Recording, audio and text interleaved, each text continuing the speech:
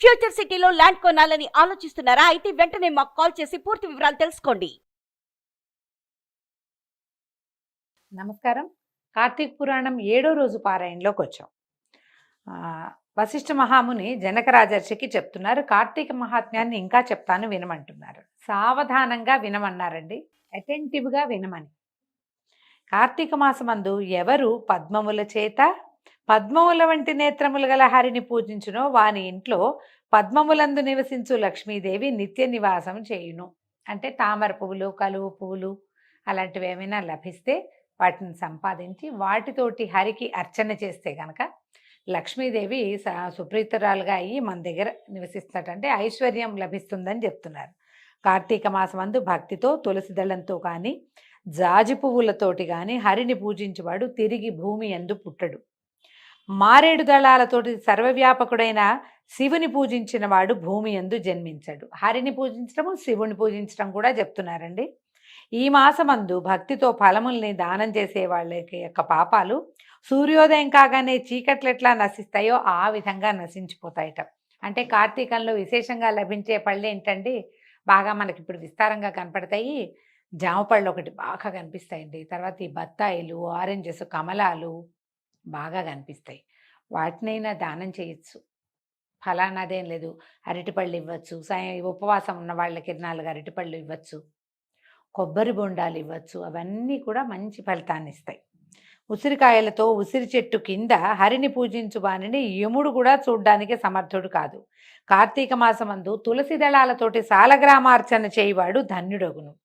ఇందుకు సందేహం లేదు. కార్తీక మాసమందు బ్రాహ్మణులతోటి కలిసి వనభోజనాన్ని ఆచరించేవాడికి కూడా మహాపాతకాలు నశిస్తాయి. ఎవరైతే వనభోజనాలంటే ఎక్కడైతే తులసి చెట్టు ఉందో ఆ వనానికి వెళ్ళి అక్కడ చక్కగా ఈ తులసి చెట్టు కింద సాలగ్రామార్చన, తులసితోటి ఉసిరి చెట్టు కింద సాలగ్రామార్చన తులసి దళాలతోటి అర్చన చేసి, కొంతమంది బ్రాహ్మణులైన అంటే ఇప్పుడు సమాజం అంతా కలిసి వెళ్ళామనుకోండి, బ్రాహ్మణులు లేరు, ఏ ఫ్రెండ్స్ను పిలుచుకోవచ్చు. లేదా పూజ చేసుకోవటానికి చేయటానికి ఒక అయ్యగారిని తీసుకెళ్తాం అనుకోండి, వారికి కూడా అక్కడే భోజనం పెడితే కనుక మనకి విశేషమైన ఫలితం లభిస్తుందట. అయితే రాజులలో శ్రేష్ఠుడైన ఓ జనక మహారాజా కార్తీక మాసమందు బ్రాహ్మణులతో కలిసి ఉసిరి చెట్టు దగ్గర ఒకవేళ భోజనం కుదరలేదు, కనీసం సాలగ్రామార్చన చేసినా కూడా వాడు వైకుంఠానికి పోయి విష్ణువు ఎంత ఆనందంగా ఉంటాడో అంత ఆనందిస్తాడట ఈ భక్తుడు కూడా. కార్తీక మాసమందు భక్తి చేత హరి యొక్క ఆలయమునందు కానీ హరుని యొక్క ఆలయమునందు కానీ మామిడి చిగురులతోటి తోరణాలు కట్టేవాడు పరమపదాన్ని పొందుతాడు. దేవాలయంలో మామిడి తోరణం కడితే అద్భుతమైన ఫలితం లభిస్తుంది. ఈ మాసంలో భగవంతునికి అరటి స్తంభాలతోటి కానీ పుష్పాలతోటి కానీ మండపాన్ని నిర్మించి పూజించేవాడు చిరకాలము సాయుధ్య సౌఖ్యాన్ని పొందుతాడు. కార్తీక మాసమందు ఒక్కసారైనా సరే భగవంతుని యందు దేవాలయంలో హరిహరుల ముందు ఎక్కడైనా సరే దండ ప్రణామాన్ని ఆచరించే వాళ్ళు పాప విముక్తులే అశ్వమేధయాగ ఫలితాన్ని పొందుతారు. ఈ ఫలితం పొందుతారు. సాధారణంగా దేవాలయంలో సాష్టాంగం అంటేనండి నందీశ్వరుడి దగ్గర అక్కడ చేయకూడదు. ధ్వజానికి బయట ధ్వజస్తంభం మధ్యలో ఎక్కడా సాష్టాంగం పనికిరాదు. ధ్వజస్తంభం దగ్గర సాష్టాంగం చేస్తే విశేషమైన ఫలితం లభిస్తుంది.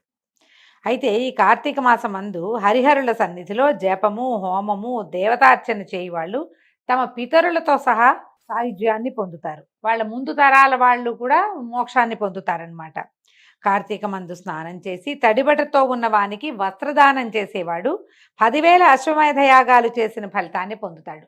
అంటే ఎవరైనా గోదావరి బట్టునో కావేరి బట్టునో నదీ స్నానం చేసి తడి బట్టలతో ఉన్నప్పుడు అయ్యా ఈ బట్టలు కట్టుకోండి కొత్త బట్టలు వాళ్ళకి ఇచ్చామనుకోండి, అది అద్భుతమైన ఫలితం లభిస్తుందట. దానివల్ల ఆ కార్తీకంలో నల్లవి కానీ తెల్లవి కానీ అవిసె పూలతోటి హరిని పూజించిన ఎడల 10,000 యజ్ఞాలు చేసిన ఫలితం లభిస్తుంది. ఈ అవిసె పూలని చెప్తారండి, పల్లెటూళ్ళల్లో కనపడతాయి. కొంచెము గబుక్కుని చూస్తే ఆ ఆకులు మనకి మునగా కల్లే కనపడుతుంది. అవిసె చెట్టు ఎత్తుగా ఉంటాయి, తమాషాగా ఉంటాయి ఆకులు. ఆ అవిసె పూలు కార్తీకంలో తినాలని ఒక నియమం కూడా ఉంటుంది. ఆ పువ్వులు తెచ్చి పల్లెల్లో ఉన్న వాళ్ళకి బాగా తెలుస్తుంది అండి, మనకి టౌన్లు సిటీలలో అంతగా కనపడవు. అవిసె పువ్వులతోటి పూజ చేసుకోవచ్చు, వాటిని పప్పులో కూడా వేసుకుంటారు. తినాలి, ఆరోగ్యానికి మంచిదని చెప్తారు. కార్తీకంలోనే ముఖ్యంగా అవి బహుశా అప్పుడే విరుస్తాయి. ఆ పువ్వు విరియటం ఆ సమయంలో, అంటే దాని సీజనే ఈ కార్తీకం అన్నమాట. అయితే ఇంకేం చెప్తున్నారో చూద్దాం. కార్తీక మాసమందు బృందావనంలో బృందావనాన్ని అంటే తులసి బృందావనాన్ని గోమయంతో అలికి పంచరంగుల తోటి శంఖపద్మ స్వస్తికాదుల్ని వేయు స్త్రీ హరికి అత్యంత ప్రీతిపాత్రురాలవుతుందట.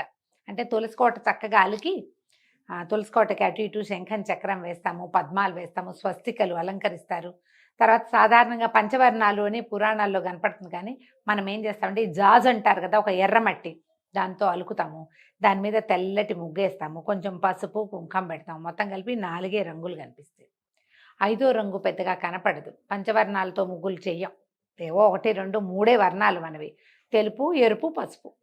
ఈ పసుపును కుంకుమ ముగ్గుల్లో వేయటానికి పనికిరాదు, ఎక్కడైనా అలంకారంగా గుమ్మానికి కానీ లేకపోతే తులసి కోటకి కానీ పెట్టుకోవచ్చు. ఇలా పూజ చేసిన స్త్రీకి పరమేశ్వరుడు ఈ పరంధాముడైనటువంటి విష్ణుమూర్తి అత్యంత ప్రసన్నుడుగా ఉంటాడు వాళ్ళ యందు. ఈ విష్ణు సన్నిధిలో నందాదీపాన్ని అర్పించిన ఫలితానికి ప్రణామం ఇది వస్తుంది అని, ఇంత ఫలితం లభిస్తుందని చెప్పడం బ్రహ్మ వల్ల కూడా కాదట. నందాదీపాలు, తర్వాత ఏమో మనం ఏమంటారు అఖండ దీపాలు అవి వెలిగిస్తారు దేవాలయంలో, అలా వెలుగుతూ ఉంటే ఆ దీపాలకి కావలసినటువంటి నూనెని కానీ నెయ్యిని కానీ అర్పించిన వాళ్ళకి కూడా కార్తీకంలో ముఖ్యంగా చాలా అద్భుతమైన ఫలితం లభిస్తుందట. ఈ నందాదీపం అంటే అది మలిగిపోకూడదు, కొంచెం అట్లా ఉండాలన్నమాట. భ్రష్టత్వం అవుతుందట. అందుకని తిలలతోనూ ధాన్యంతోనూ అవిసె పువ్వులతోనూ కలిపినటువంటి నందాదీపాన్ని కార్తీక మాసంలో హరికి సమర్పించాలి. మన ప్రాంతపు ఆచారాలని పాటించవచ్చండి. ఈ నందాదీపం అంటేనండి 1, 6, 11 తిథుల్లో చేసేదట. అంటే 1వ తిథి అంటే పాడ్యమి, 6వ తిథి అంటే షష్ఠి, 11వ తిథి ఏకాదశి నాడు విశేషంగా చేస్తారు. ఈ దీపాలర్పణ అది చేయటం ఆ రోజున చేస్తారట. తర్వాత శివుడికి జిల్లేడు పువ్వులతోటి అర్చన చేసిన వాళ్ళు చిరకాలం జీవించి తుదకి మోక్షాన్ని పొందుతారు. ఈ జిల్లేడు అంటే మనమండి ఈ నార్త్ ఇండియా ప్రాంతాల్లో చూస్తామా, వాళ్ళు మామూలు జిల్లేడు పువ్వులే దారాలు పెట్టి గుచ్చి శివలింగాల మీద ఆంజనేయ స్వామికి విశేషంగా అర్పించి కనపడతాయండి. మనకి తెల్ల జిల్లేడు చాలా విశేషం. మన ప్రాంతంలో తెల్ల జిల్లేడు లభిస్తే ఆ జిల్లేడు పూలతో కార్తీకంలో కనుక అర్చన చేస్తే ఎంతో మంచిదట. పరమేశ్వర అర్చన విశేషమైన ఫలితాన్ని ఇస్తుంది. ఆ తర్వాత విష్ణువాలయంలో మండపాలు అలంకరించేవాళ్ళు హరియందు స్థిరంగా నివసిస్తారు, ఎప్పుడు హరి సన్నిధిలోనే ఉండిపోతారు. మండపాలు అలంకరించడం అంటే ఇప్పుడు ఎక్కడ కళ్యాణాలు అవి చేస్తారు ఏకాదశికి, తర్వాత తులసి కళ్యాణం జరుపుతారు. అలాంటప్పుడు మండపాలంకరణ చేస్తే కనుక ఫలితం బాగుంటుందట. తర్వాత ఈ కార్తీక మాసమందు హరిహరులని మల్లె పువ్వులతో పూజించేవాడి పాపాలు సూర్యోదయానంతరం చీకట్ల వలె నశించును. ఇప్పుడు వస్తుందండి ప్రశ్న, కార్తీకంలో మల్లెపూలు వస్తాయండి? రావు. మనకి మల్లెపూలు వచ్చేది ఎప్పుడు? చైత్రంలో కదా. మనకి ఎండాకాలం వచ్చినప్పుడు చైత్రము, వైశాఖము, జ్యేష్ఠాషాఢాల్లో కూడా కాస్త కనుమరుగ్గా కనపడతాయి. చైత్రం కంటే కాస్త ముందే ఫిబ్రవరి, మార్చి చివరిలో కూడా మనకు కొద్దిగా కనిపిస్తాయి. ఇప్పుడు కార్తీకంలో చలికాలం వచ్చేసాక మల్లె చెట్లు పడుకుంటాయి, వాటికి పువ్వు మొగ్గ ఏమీ ఉండదు. కానీ ఈ మల్లె పువ్వులు అనేది ఖచ్చితమైన నియమంగా కనపడుతుంది. అంటే మనకి ఒక్కో తప్పి తగిలి ఒక్క పువ్వు పూస్తే ఆ ఒక్కటైనా ముచ్చటగా పవిత్రంగా కోసుకొచ్చి సమర్పించినా కూడా ఫలితం లభిస్తుంది. ఈ మల్లెలకి సమానమైనవి మన జాజులు, సన్నజాజులు, విరజాజులు అవన్నీ కూడా మల్లెకి దగ్గర జాతులవే, వాటితోటైనా అర్చన చేసుకోవచ్చు. అంటే గుమగుమలాడే పువ్వులతోటి చేస్తే, సుగంధాలీనేటువంటి పువ్వులతో చేస్తే మంచిదన్నమాట.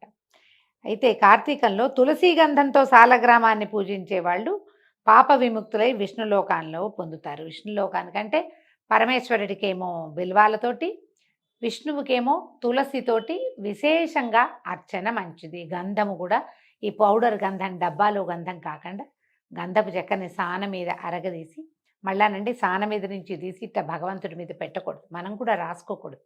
సాన మీద గంధాన్ని ఇలా చేత్తో తీసి ఒక పళ్ళెల్లో పెట్టుకోవాలి. సాన పక్కన పెట్టుకుని పళ్ళెల్లో నుంచి అర్చించాలండి, జ్ఞాపకం పెట్టుకోండి. సాన మీద గంధాన్ని సరాసరి ఒంటికి రాయకూడదు, దేవుడికి సమర్పించుకోకూడదు. కార్తీకంలో హరి సన్నిధిలో కానీ, హరుని సన్నిధిలో కానీ స్త్రీ కానీ పురుషులు కానీ నాట్యం చేస్తే గనక పూర్వజన్మ సంచితమైన పాతకాలు కూడా నశిస్తాయి. తర్వాత ఆ దేవాలయాల్లో అలంకారం చేయించేవాళ్ళు పర్వదినాల్లో పువ్వులతోటి, తర్వాత అరటి స్తంభాలతోటి, తర్వాత మామిడి మండలతోటి అలంకరణ చేయించేవాళ్ళు పుష్పాలంకరణకి డబ్బులు ఇస్తూ ఉంటారు. అవన్నీ కూడా అత్యంత పుణ్యాన్ని కలిగిస్తాయట. తర్వాత ఇంకా చెప్తున్నారు, కార్తీక మాసమందు భక్తితో అన్నదానాన్ని ఆచరించేవాడి పాపాలు కూడా గాలికి మబ్బు వల్లే నశిస్తాయి. సాధారణంగా కార్తీకం అంతా మనకి ఉపవాసాల వాళ్ళు కనపడతారు. ఉపవాస విరమణ మా ఇంట్లో చేయండి అని అడిగి చేయించుకోవచ్చు. మళ్ళీ మళ్ళీ ఇందులో ఇంకొక పాయింట్ ఉందండి. ఉపవాసాలు విరమించేటప్పుడు మన ఇంట్లోనే విరమించాలనే నియమం కనిపిస్తుంది. అది పుస్తకంలో కూడా చెప్తారు పురాణంలో. అందుకని సామూహికంగా చేసుకోవచ్చు ఇది. ఉపవాసం వాళ్ళందరినీ పిలిస్తే వారికి తప్పు లేదు, వీళ్ళకి తప్పు ఉండదు, మంచిదన్నమాట.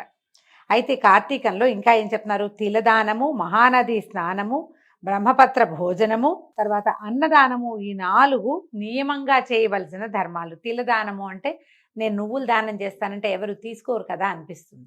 అందుకని ఏం చేయొచ్చు? తిలలతోటి, నువ్వులతోటి ఏదైనా తీయని పదార్థం చేసి దాన్ని తప్పకుండా మనం అందరికీ పంచిపెట్టుకోవచ్చు. ఎవరికైనా భోజనం పెట్టేటప్పుడు నువ్వుల పొడిని కూడా మనం భోజనంలో అర్పిస్తే తిలదానం కిందే వస్తుందండి. అది కూడా పనికొస్తుంది.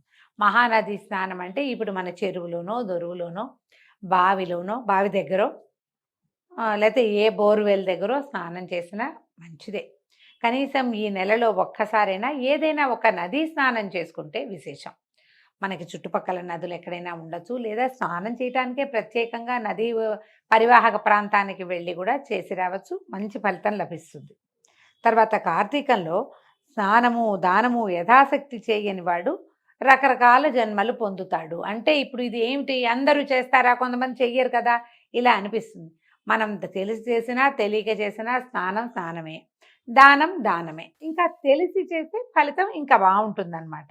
కార్తీకంలో కదంబ పుష్పాలతోటి హరిని పూజించే వాళ్ళు సూర్యమండలాన్ని భేదించుకుని స్వర్గానికి వెళ్తారట. కదంబ పుష్పాలంటే మనకు కనిపిస్తుంటే గుండ్రటి పువ్వు ఇట్లా కుచ్చుకుచ్చుగా ఉన్నట్టు ఉంటుంది. అవకాశం లభిస్తే అది సమర్పించుకోవచ్చు. తర్వాత మొగలి పువ్వులతోటి కూడా విష్ణువుని పూజిస్తే 7 జన్మలందు వేదవేదాంగ పారంగతుడై బ్రాహ్మణుడిగా జన్మిస్తాడు.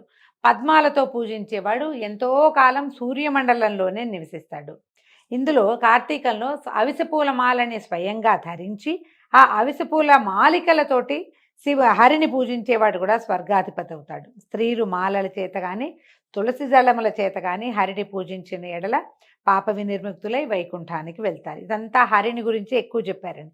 ఈ మాసంలో ఆదివారం నాడు ప్రాతస్నానం చేసిన ఎడల, అంటే ఓపిక లేని వాడు ఆదివారం నాడు ఒక్కనాడైనా సరే ప్రాతస్నానం చేస్తే మాసమంతా స్నానం చేసిన ఫలితం లభిస్తుందట. ఇదొక విధానం. అవకాశం ఉన్న పెద్దవాళ్ళు అది కూడా చేసుకోవచ్చు. కార్తీక మాసంలో శుక్లపాడ్యమి నాడు, పౌర్ణమి నాడు, అమావాస్య నాడు ఈ 3 రోజులు ప్రాతస్నానం చేస్తే మాఘ స్నాన ఫలితం కూడా లభిస్తుందట. కార్తీక స్నానంతో పాటు మాఘ స్నానం కూడా వస్తుంది.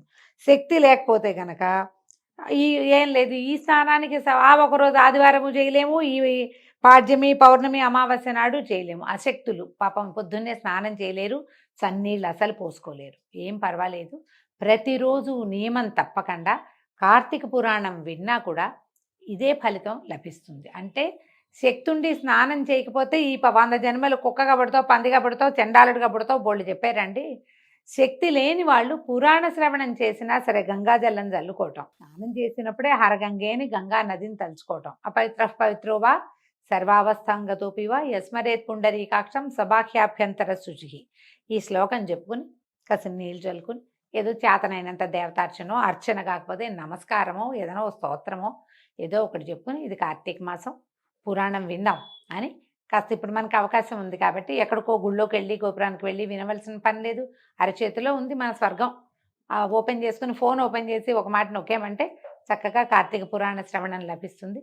పురాణ శ్రవణమైన శ్రద్ధతోటి ఆసక్తితోటి కనుక చేస్తే ఈ పై ఫలితాలన్నీ స్నాన దాన ఫలితాలు చెప్పారు కదా అవన్నీ లభిస్తాయని చెప్తున్నారు. ఈ మాసంలో ఇతరులు సమర్పించిన దీపాలు చూసి ఆనందించేవాడి పాపాలు కూడా నిశ్చయంగా నశిస్తాయి. ఇది చూడండి, నదీ తీరాల్లో దీపాలు వదిలిపెడతారు, నీళ్లలో వదులుతారు. అబ్బాబ్బా ఎంత అందంగా ఉంది, కార్తీక మాసం కదా అన్న ఊహొచ్చినా వాడికి పాపం పోతుందిటండి. కార్తీక మాసంలో ఇతరులు భగవంతుని పూజ కొరకు మనోవాకాయాల చేత ఇతరుల యొక్క పూజ కోసం సహాయం చేసేవాళ్ళు. వాళ్ళ ఇంట్లో పూజ ఉంది, మనం పోయి వాళ్ళకి పువ్వులు కట్టిస్తాం, వాళ్ళ ఇంట్లో వాకిట్లో ముగ్గేస్తాం, దేవుడి దగ్గర అలంకారానికి సహాయం చేస్తాం, లేదా ఏదో వంట చేసుకుంటారు, ప్రసాదము నివేదన దానికి సహాయం చేస్తాం, అర్చన దగ్గర కూర్చుని కావలసినవి అందిస్తాము. శ్రద్ధగా గనక చేస్తే అవన్నీ కూడా కార్తీక వ్రతాన్ని ఆచరించిన ఫలితాన్నే ఇస్తాయట. తర్వాత స్వర్గం కూడా పొందుతారట వాళ్ళు. కార్తీకంలో భక్తితో గంధ పుష్ప ధూప దీపాదుల చేత హరిని పూజించేవాడు వైకుంఠాన్ని పొందుతాడు. కార్తీక మాసమందు ఇగో మళ్ళీ హరి సన్నిధిలో జపం చేయని వాళ్ళు 7 జన్మలందు నక్కగా జన్మిస్తారట, ఇందులో సందేహం లేదు. ఈ నక్కగా ఎలా పుడతాం మనకు తెలియదు కదా అనిపిస్తుందండి. ఎలా పుడితే మనకేం తెలుస్తుంది? కానీ మనం రేపు నక్కగా పుడతామనగానే ఆ నక్క యొక్క జీవితము అది ఎట్లా ఉంటుంది అవన్నీ ఊహించుకుంటే మనం నక్క అవ్వడానికి సిద్ధపడతామా? పడం కదా. ఆలోచించండి. నువ్వు నక్క అవుతావు, పంది అవుతావు, పందికొక్కు అవుతావు, అక్కడెక్కడో ఎలుకలాగా పుడతావు అంటే అప్పుడు మనకి తెలియదు కాబట్టి ఎలా పుట్టినా పర్వాలేదు అని నోటితోటి అంటాం, కానీ మనస్సుతోటి అనుకోలేమండి. భయం వేస్తుంది. అందుకని భయంతోటైనా భక్తి భావాన్ని పెంపొందించుకోవాలి ఎవరైనా కూడా. నెల రోజులుంది, ఒక్కనాడు గుడికి వెళ్ళలేమా? వెళ్ళగలం. ఒక్కరోజు పొద్దున్నే లేచి స్నానం చేయలేమా? చేయగలం. ఒక్క దీపం పెట్టుకోలేమా? బ్రహ్మాండంగా పెట్టచ్చు. పురాణం అంటారా? హాయిగా వినొచ్చు నెల రోజులు. శక్తి కలిగిన పనులు కొన్నైనా చేసి, శక్తి లేని పనులు ఏవి కుదిరితే అవి చేసి, కార్తీక మాహాత్మ్యాన్ని శ్రద్ధగా విని ఆసక్తితోటి పాటిస్తే మంచిది. అయితే ఏం చెప్తున్నారు? పురాణ కాలక్షేపం ప్రతిరోజు సాయంకాలం కార్తీక మాసంలో హరి సన్నిధిలో అంటే ఒక దేవాలయం అందు చెప్తున్నటువంటి పురాణాన్ని వినేవాళ్ళు వైకుంఠాన్ని చేరుతారు.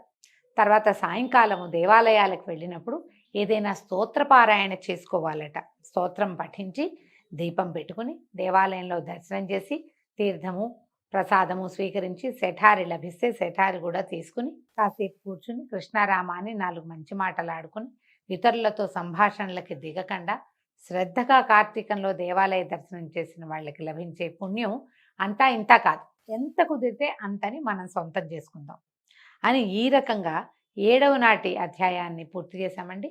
రేపు ఉదయం మళ్ళీ 8వ రోజు పారాయణలో కలుసుకుందాము. నమస్కారం.